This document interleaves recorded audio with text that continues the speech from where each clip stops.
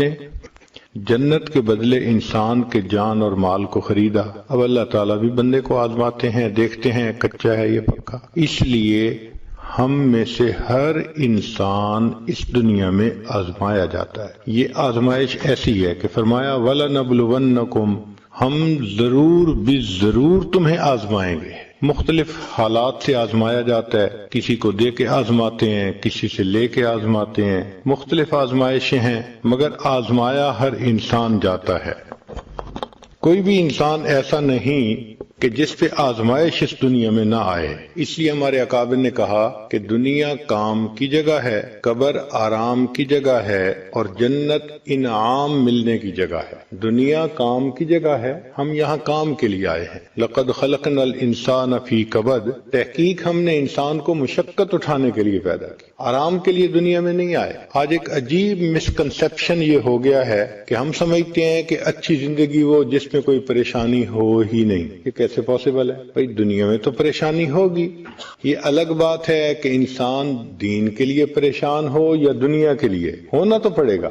وہ جگہ جہاں کوئی پریشانی نہیں اس کا نام جنت ہے، اور ابھی تو جنت نہیں پہنچے، لہذا دنیا میں یہ توقع کرنا کہ کوئی پریشانی نہ ہو یہ پاگلوں والی بات ہے۔ ایک انسان دریا کے اندر ہو اور کہے جی کہ پانی ہے جسم کو گیلا کر رہا ہے، بھائی پانی ہوگا دریا میں رہتے ہوئے؟ یہ دنیا یہ پریشانیوں کا دریا ہے، ہر بندے کو کوئی نہ کوئی تو پریشانی ہوگی۔ صحیح، دری دنیا کسے بے غم نہ باشد، دری دنیا کسے بے غم نہ باشد، اگر باشد بنی آدم نہ باشد۔ اس دنیا میں کوئی بھی بے غم نہیں، اگر کوئی ہے تو پھر وہ بنی آدم نہیں ہے۔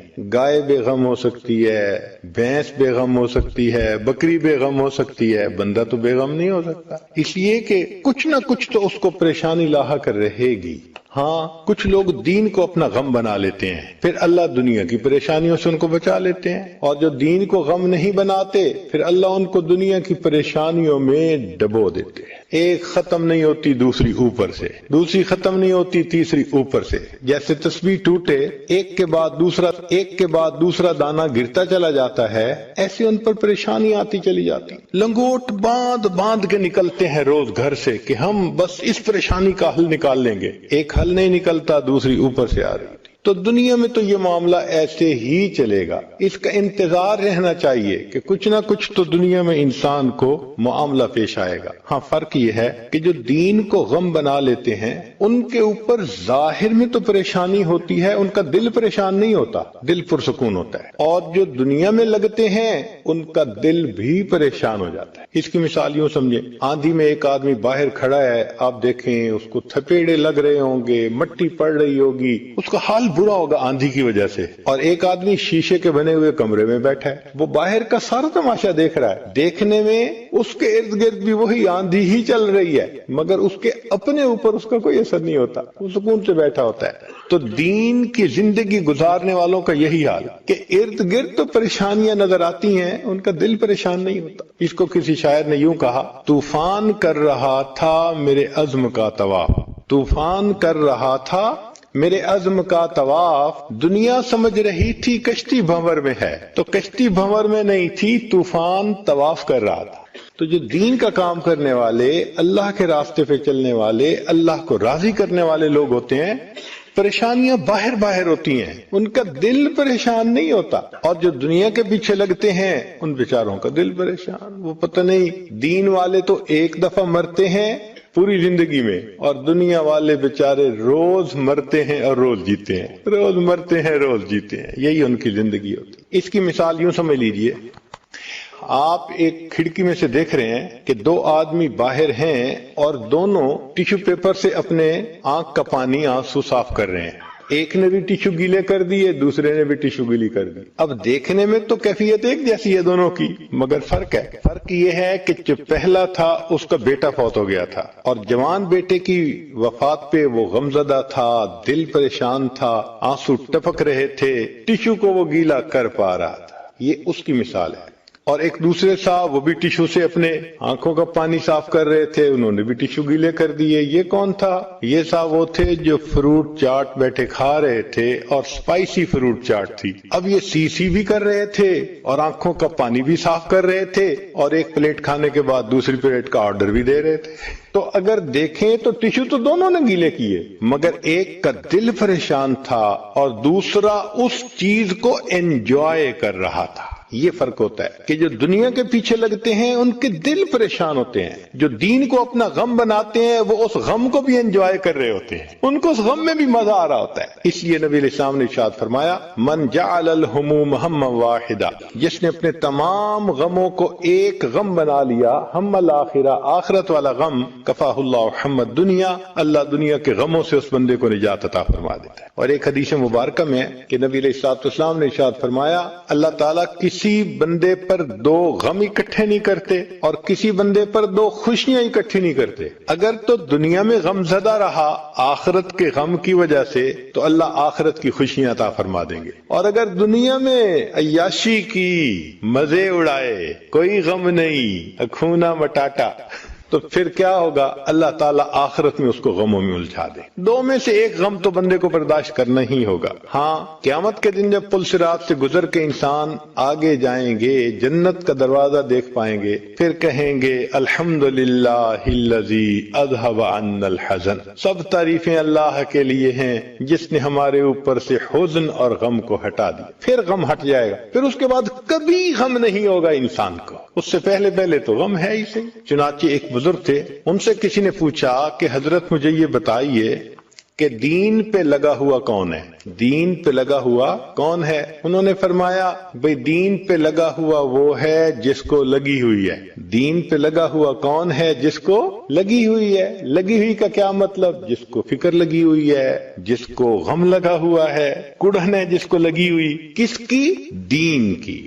چنانچہ مومن کو اس دنیا میں چند غم ہر وقت ہوتے ہیں۔ سب سے پہلا غم کہ نیکی چھوٹ جانے کا غم، تکبیر اولیٰ نہ رہ جائے، تہجد نہ مس ہو جائے، میں فلاں محفل میں جانے سے کہیں دیر نہ ہو جائے، میرے معمولات نہ قضا ہو جائیں، تو نیکی چھوٹ جانے کا غم، یہ بھی فکر ہوتی ہے ہر وقت کی۔ اس لیے سوتا بھی ہے تو اٹھنے کے وقت کا اس کو پہلے سے احساس ہوتا ہے کہ اتنے بجے مجھے اٹھنا ہے اگر میری نماز کی تکبیر اولیٰ کی حفاظت مجھے کرنی ہے۔ چنانچہ ایک بزرگ تھے، ایک رات ان کی تہجد قضا ہو گئی، اتنا غم تھا کہ انہوں نے بقیہ پورا سال نفلی روزے رکھے اس تہجد کی قضا کے کفارے کے طور پر کہ میری تہجد کیوں قضا ہو۔ سیدنا امیر معاویہ رضی اللہ تعالیٰ عنہ ایک مرتبہ سفر سے واپس آئے، بہت تھکے ہوئے تھے۔ اللہ کی شان، انسان تھکا ہوتا ہے تو پھر بے سدھ ہو کے سو جاتا ہے، ایسی گہری نیند تھی کہ اس دن تہجد قضا ہو گئی۔ تو جب آنکھ کھلی تو اتنا روئے، اتنا گڑ گڑائے اللہ کے سامنے کہ آج سفر کی تھکان کی وجہ سے میری تہجد قضا ہو گئی۔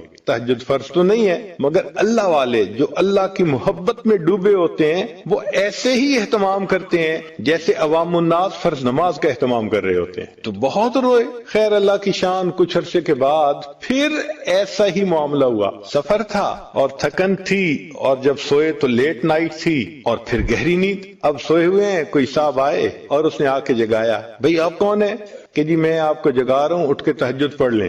کہ بھئی تو کوئی بڑا اچھا بندہ نظر آتا ہے، میری تہجد جا رہی تھی، تو نے مجھے جگا دیا۔ کہنے لگا میں شیطان ہوں۔ ان کا شیطان؟ وہ تو کسی کا بھلا نہیں چاہتا۔ کہنے لگا بھلا تو اب بھی نہیں آپ کا کیا۔ انہوں نے کہا کیسے؟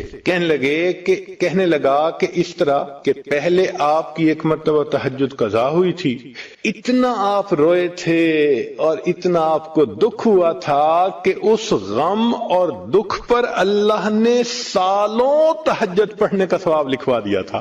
آج پھر سوئے ہوئے تھے، میں نے سوچا پھر تہجد قضا ہوگی، یہ پھر روئیں گے، سالوں کا ثواب پائیں گے، تو بہتر ہے کہ میں جگا ہی دوں، لہذا میں بنفس خبیث خود آ کے آپ کو جگا رہا ہوں۔ اب آپ تہجد پڑھیں گے تو ایک دن کا ثواب ملے گا، سالوں کا تو نہیں نہ ملے گا۔ اس کا مطلب یہ کہ اکابر اپنے عمل کے چھوٹنے پر دل سے غم زدہ۔ چنانچہ ایک بزرگ تھے، ان کی تکبیر لو قضا ہو گئی، بڑا غم کرنے لگے کہ اگر میرا بیٹا فوت ہو جاتا، اتنے لوگ میرے گھر آتے میرے ساتھ غم میں شریک ہونے کے لیے، میری تکبیر اولیٰ قضا ہو گئی، میرے دوستوں نے مجھے پوچھا ہی نہیں۔ یعنی تکبیر اولیٰ کا قضا ہو جانا ان کے لیے اتنا بڑا غم ہوتا تھا۔ سیدنا عمر خطاب لانو کسی کام میں لگے ہوئے تھے، مغرب کا وقت قریب ہو گیا، اب کام اتنا تھا کہ بس سمیٹ لیتے ہیں پھر تسلی سے نماز پڑھیں گے۔ اب وہ کام کو سمیٹتے تھوڑا سا ٹائم لگ گیا، یوں سمجھے کہ وقت ہونے کے آدھا گھنٹہ بعد جیسے ہوتا ہے۔ اب سنت تو یہی ہے کہ مغرب جیسے ہی ہو جلدی پڑھ لینی چاہیے۔ کام سمیٹتے ان کو تھوڑا سا وقت زیادہ لگ گیا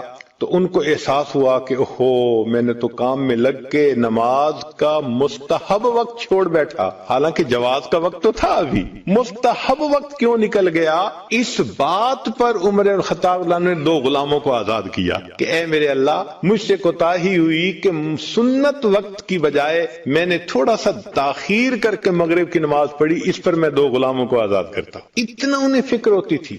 تو پہلا غم مومن کو ہوتا ہے نیکی چھوٹ جانے کا غم، اور دوسرا ہوتا ہے گناہ سرزد ہو جانے کا غم۔ یہ بھی ہر وقت ساتھ لگا ہوا ہے، زبان سے جھوٹ نہ نکل جائے، ہر وقت محتاط رہنا پڑتا ہے، کوئی مشتبہ چیز منہ میں نہ چلی جائے، ہر وقت ویجیلنٹ رہنا پڑتا ہے۔ انسان ذرا سا لاپرواہ ہوا کہیں نہ کہیں ٹھوکر کھا جاتا ہے۔ تو گناہ سرزد ہونے کا بھی غم۔ چنانچہ ایک مرتبہ اللہ کے پیارے حبیب صلی اللہ علیہ وسلم گھر تشریف لائے تو بستر کے اوپر ایک کھجور پڑی تھی، اللہ کے حبیب صلی اللہ علیہ وسلم نے اس کو اٹھا کے کھا لیا۔ اب کھانے کے بعد خیال آیا کہ میرے گھر میں تو کئی مرتبہ صدقے کی بھی کھجوریں آتی ہیں، اور صدقہ کی کھجور ہم تو استعمال نہیں کرتے، ہم تو آگے دے دیتے ہیں، پتہ نہیں یہ کھجور کا ایسی۔ اب وہ ویریفائی نہیں ہو رہی تھی۔ ام المومنین فرماتی ہیں کہ نبی علیہ السلام میرے ساتھ بستر پر لیٹے رہے مگر کروٹیں بدلتے رہے۔ میں نے پوچھا اے اللہ کے حبیب صلی اللہ علیہ وسلم آج آپ کو نیند نہیں آ رہی؟ فرمانے لگے کہ میں نے جو کھجور کھا لی مجھے ڈر لگ رہا ہے کہیں وہ صدقے کی کھجور نہ ہو۔ یعنی اللہ کے حبیب صلی اللہ علیہ وسلم کو اتنا ڈر تھا اس بات کا کہ کہیں وہ صدقے کی کھجور نہ ہو جو میں نے کھا لی ہے۔ تو گناہ سرزد ہونے کا غم۔ سیدنا عمر فاروق لانو کی طبیعت کے اندر نظم و ضبط بہت تھا۔ ایک مرتبہ بازار میں سے گزر رہے تھے، ایک بندے کو دیکھا کہ جو بازار میں کھڑا ہے اور خواہ لوگوں کا راستہ روکا ہوا ہے۔ حضرت عمر لانو کے ہاتھ میں درہ تھا، انہوں نے اس کے کپڑے پہ درہ مارا اور اس کو کہا کہ تجھے نظر نہیں آتا کہ تو لوگوں کا راستہ بند کر کے کھڑا ہے؟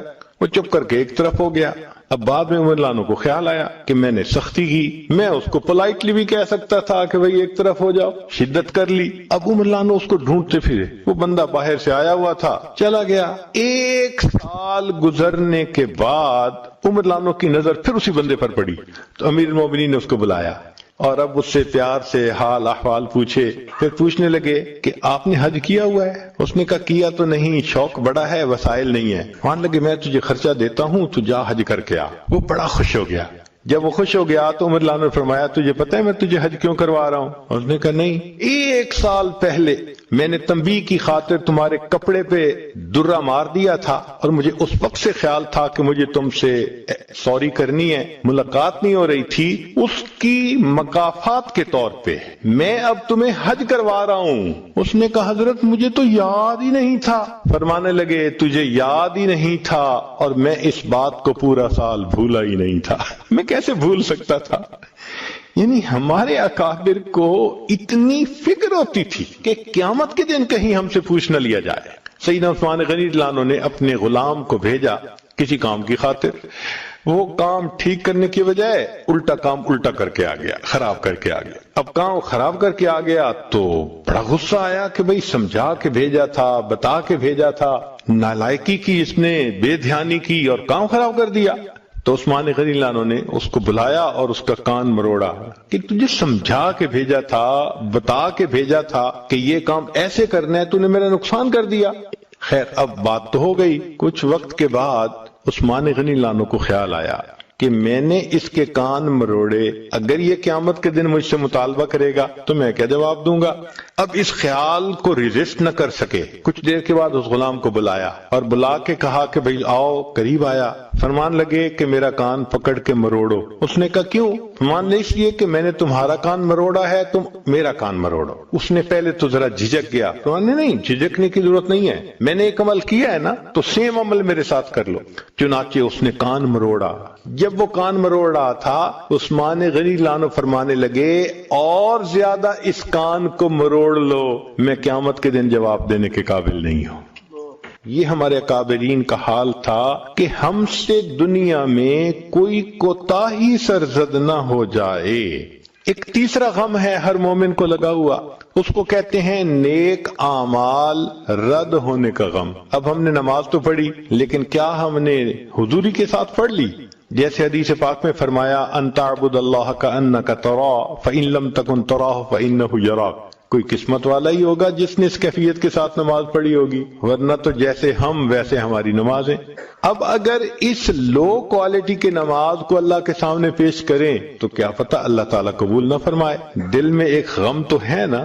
اللہ کے پیارے حبیب صلی اللہ علیہ وسلم سید الاولین والآخرین، ان کے بارے میں آتا ہے کہ انہوں نے فرمایا اے اللہ ما عبدناک حق عبادتک، ہم نے آپ کی عبادت کا حق ادا نہیں کیا جیسی عبادت کرنی چاہیے تھی۔ اگر اللہ کے محبوب صلی اللہ علیہ وسلم امام الصالحین یہ فرما رہے ہیں، امام النبیین فرما رہے ہیں کہ ہم نے حق ادا نہ کیا، تو ہماری نمازیں کیا ہیں بھائی؟ بلکہ امام ربانی مجدد ثانی رحمۃ اللہ علیہ نے تو اپنے مکتوبات میں ایک بات عجیب لکھی ہے۔ وہ فرماتے ہیں کہ کوئی شخص کتنی حضوری سے نماز پڑھنے کی کوشش کر لے، ایسی نماز پڑھ ہی نہیں سکتا جو اللہ کے شان کے مطابق ہو۔ اللہ اتنے بلند ہیں، اتنے بلند ہیں، اتنے اونچے ہیں، ہم جو عبادتیں کرتے ہیں سب اس کی شان کے پردوں سے نیچے رہ جاتی ہیں۔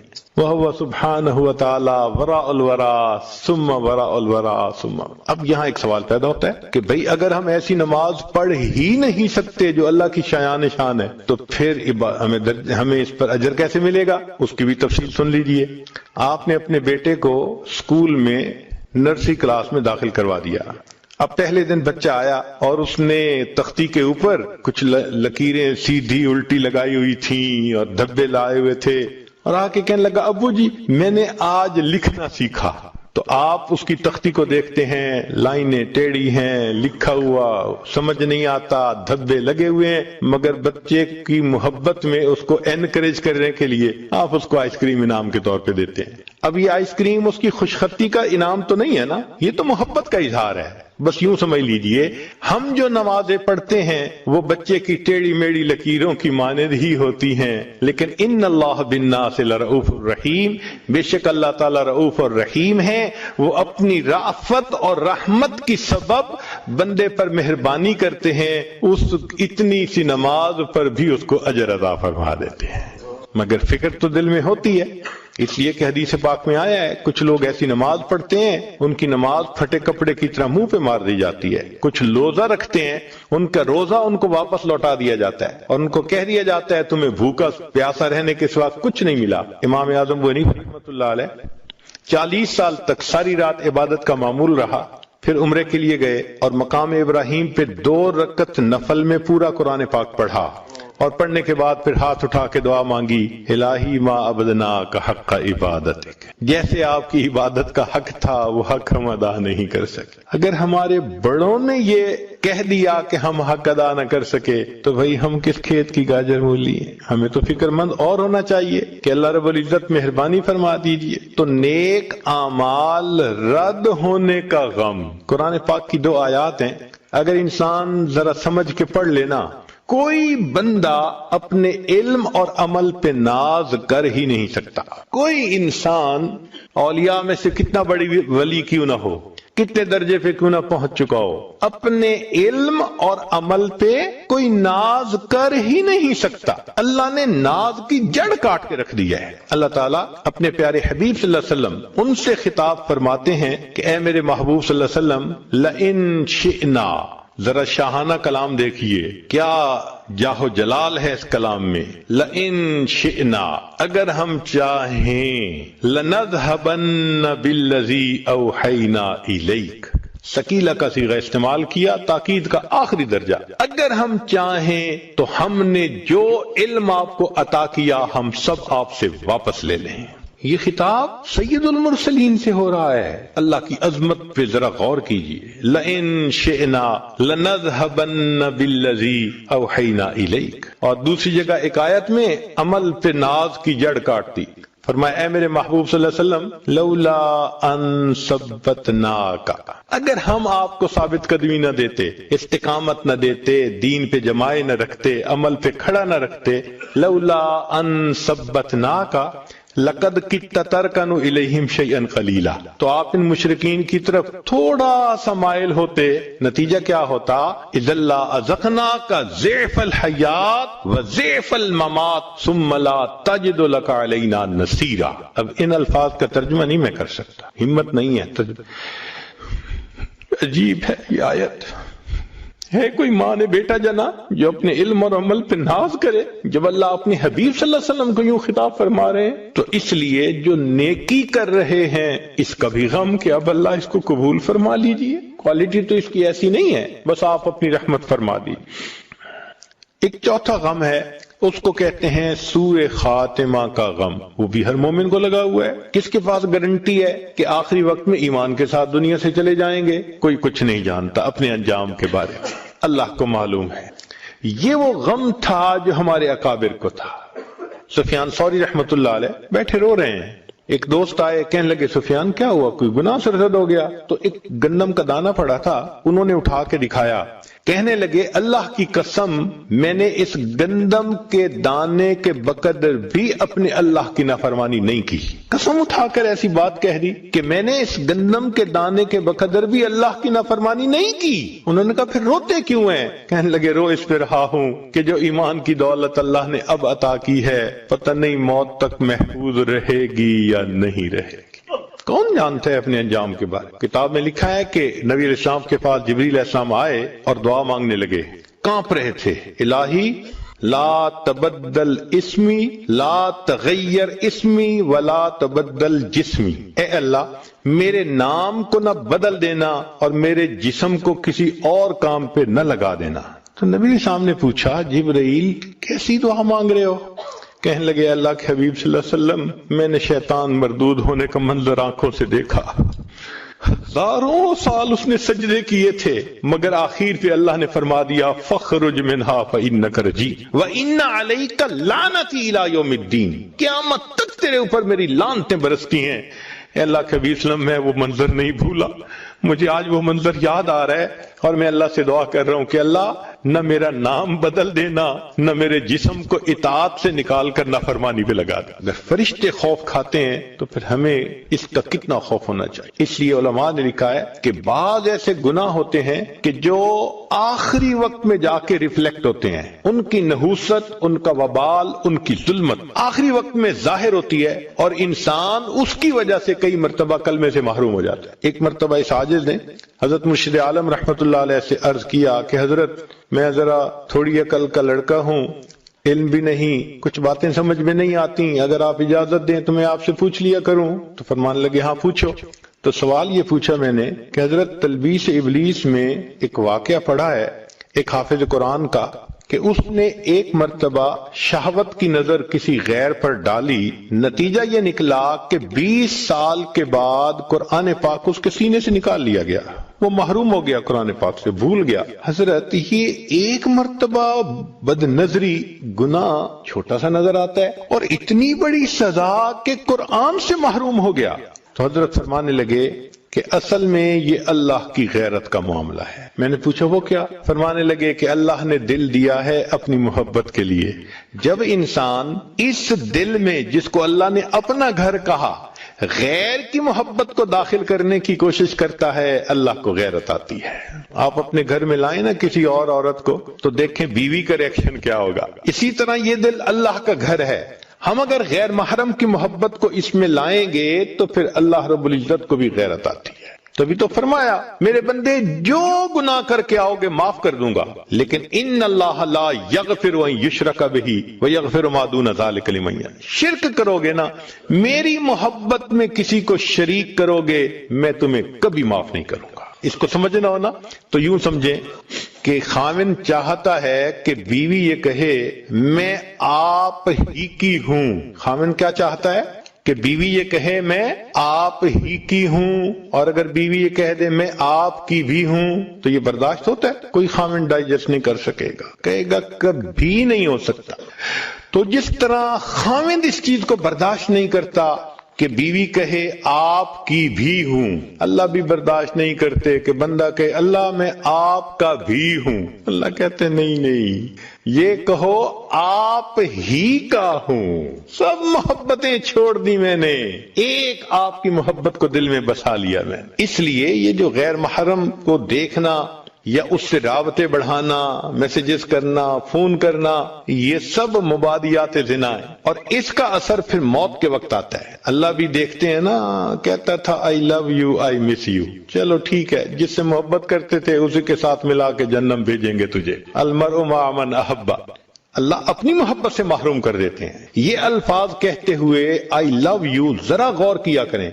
اگر یہ لفظ غیر محرم کو کہہ دیا، کہیں ایسا نہ ہو اس لفظ کے کہنے پر اللہ کہہ دے ٹھیک ہے تم مجھ سے محبت کرتے ہو، میں تمہیں اپنی محبت کی لذت سے محروم کر رہا ہوں، پھر کیا بنے گا؟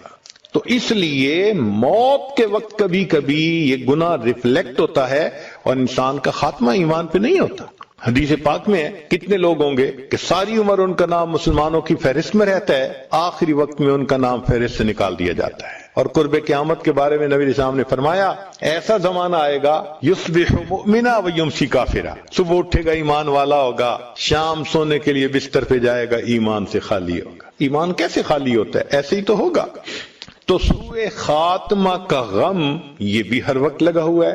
اور ایک پانچواں غم ہے جس کو کہتے ہیں اللہ کے سامنے پیشی کا غم، یہ اس سے بھی بڑا غم ہے. سلف صالحین کی زندگیوں کو ذرا پڑھ کے دیکھیں کہ کتنا ڈرتے تھے اللہ کے سامنے پیش ہونے سے. سیدنا صدیق اکبر جو فرمایا کرتے تھے اے کاش مجھے میری ماں نے جنا ہی نہ ہوتا، اے کاش میں گھاس کا تن کا ہوتا، اے کاش میں مومن کے بدن کا بال ہوتا، اے کاش میں کوئی پرندہ ہوتا. وہ کیوں کہتے تھے؟ اس لیے کہ ان کو پتا تھا کہ قیامت کے دن اللہ کے سامنے پیش ہونا پڑے گا. عمر لانو ایک مرتبہ فرمانے لگے اے کاش میں کوئی مینڈا ہوتا اور میرے گھر مہمان آتے اور گھر والے مجھے ذبح کر کے پکا کے مہمانوں کو کھلا دیتے اور وہ مہمان اس کا پخانہ بنا کے نکال دیتے، یہ بہتر تھا کہ مجھے اللہ کے سامنے پیش ہونا پڑے گا.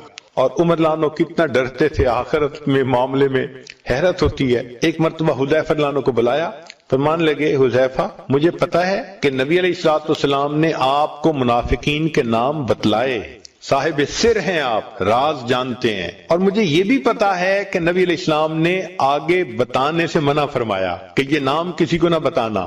حذیفہ میں نام نہیں پوچھتا کسی کا کہ کون کون منافق ہے، اس لیے بلایا ہے صرف اتنا بتا دے کہ کہیں عمر اس میں شامل تو نہیں ہے، کہیں عمر تو اس میں شامل نہیں ہے. اللہ اکبر. اور جب عمر لانو کا آخری وقت تھا، عبداللہ ابن عمر لانو اپنے بیٹے کو بلایا، بیٹے جب میری روح نکل جائے جلدی نہلا دینا، کفنا دینا، جلدی دفنا دینا. ابا جان ہم جلدی کریں گے. پھر تھوڑی دیر کے بعد بلایا، بیٹا کفن دفن میں جلدی کرنا. پھر تیسری مرتبہ جب بلایا نا تو اس وقت عبداللہ ابن عمر کہنے لگے امیر المومنین آپ مجھے 2 دفعہ پہلے فرما چکے ہیں ہم جلدی کریں گے، اتنی جلدی کیوں کر رہے ہیں؟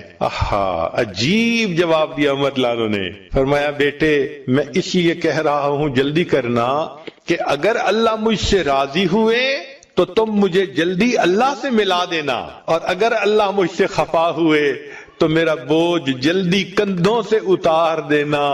عمر کے انجام کو تو اللہ بہتر جانتا ہے، عمر کے انجام کو تو اللہ بہتر جانتا ہے. کون جانتا ہے ہمارا کیا معاملہ؟ آخر آدم علیہ السلام جنت میں تھے نا ایک وقت میں، پھر زمین پہ اتر آئے. ایک وقت میں عزازیل زمین کے چپے چپے پہ اس نے سجدے کیے تھے، مگر پھر اللہ کے دربار سے اس کو دھتکار دیا گیا. ایک وقت تھا نا کہ جب بلم باعور نے کئی 100 سال عبادت کی تھی، اور پھر قرآن مجید میں اللہ نے اس کو کتا کہہ دیا نا فَمَثَلُهُ كَمَثَلِ الْكَلْبِ.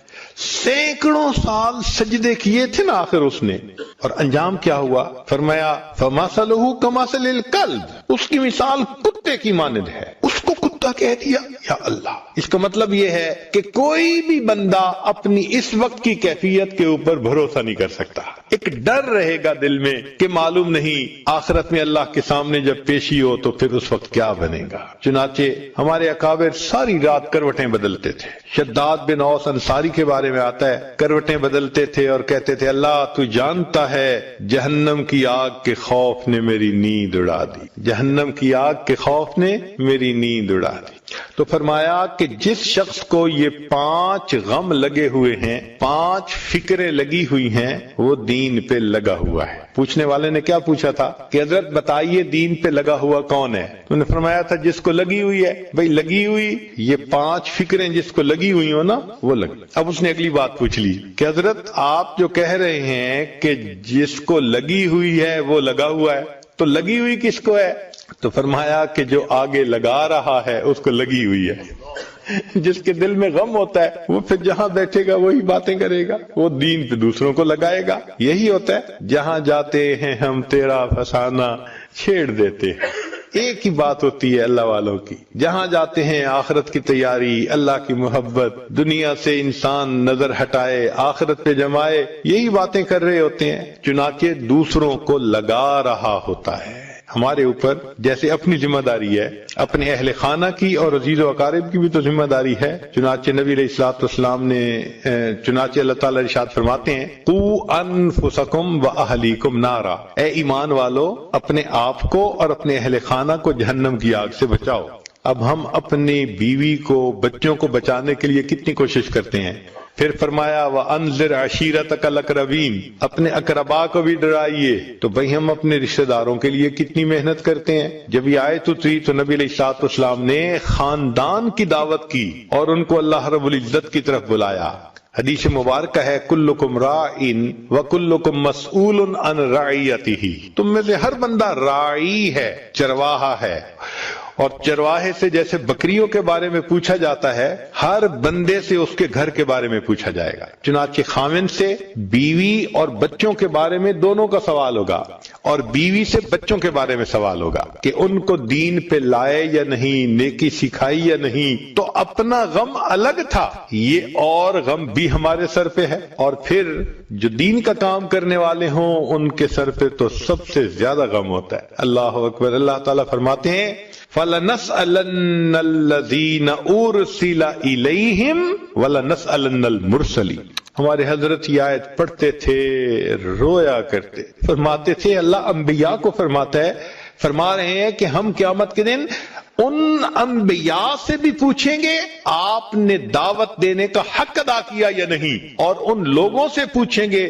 تم نے دعوت کو قبول کرنے کا حق ادا کیا یا نہیں، دونوں سے پوچھیں گے۔ اللہ اکبر کبیر۔ تو دین کا کام کرنے والے اور زیادہ غم زدہ ہوتے ہیں۔ اور ایک آخری غم، امت کا غم۔ نبی علیہ الصلوۃ والسلام خاتم النبیین، آپ اپنی امت کا غم اس امت کے حوالے کر کے گئے۔ چنانچہ نبی علیہ السلام اتنے غم زدہ ہوتے تھے کہ لمبے سجدے کیا کرتے تھے، رب امتی رب امتی رب امتی، دعائیں مانگا کرتے تھے، غم زدہ رہتے تھے۔ ام المومنین عائشہ رضی اللہ عنہا فرماتی ہیں کہ نبی علیہ السلام تشریف لائے، میرے ساتھ بستر پر لیٹ گئے، پھر فرمانے لگے ذرینی یا اے عائشہ چھوڑ مجھے، میں اپنے رب کی عبادت کرتا ہوں۔ پھر مصلی پہ کھڑے ہو گئے، پھر میرے آقا صلی اللہ علیہ وسلم کی آنکھوں سے آنسو ٹپکنے لگے۔ فرماتی ہیں جیسے بارش کا پانی زمین سے گرنے کی آوازیں ہوتی ہیں، محبوب کے آنسو مصلی پہ گرنے کی مجھے ایسے آوازیں آ رہی تھی۔ یہ غم کس کے لیے تھا؟ آپ کو تو اللہ نے خوشخبری دے دی تھی لِيَغْفِرَ لَكَ اللَّهُ مَا تَقَدَّمَ مِن ذَنبِكَ وَمَا تَأَخَّرَ، تو خوشخبری مل چکی تھی آقا کو، پھر اگر روتے تھے تو امت کے لیے رو رہے ہوتے تھے۔ پوری رات میرے آقا یہ پڑھ کے روتے رہے ان تعذبہم فإنہم عبادک وَإِن تَغْفِرْ لَهُمْ فَإِنَّكَ أَنْتَ الْعَزِيزُ الْحَكِيمُ۔ تو محبوب صلی اللہ علیہ وسلم کو امت کا غم تھا۔ اللہ اکبر کبیرہ۔ چنانچہ جب آخری وقت آیا تو محبوب صلی اللہ علیہ وسلم کو بخار تیز تھا، اور آخری مرتبہ جب آپ مسجد میں تشریف لائے تو 2 آدمیوں کے سہارے سے چلا نہیں جا رہا تھا، پاؤں لڑکھڑا رہے تھے، اور مسجد میں تشریف لائے اور نماز ادا کی، پھر واپس تشریف لے گئے۔ تو اس کو کسی نے اشعار کی شکل میں لکھا، ہم نے اس میں تھوڑی سی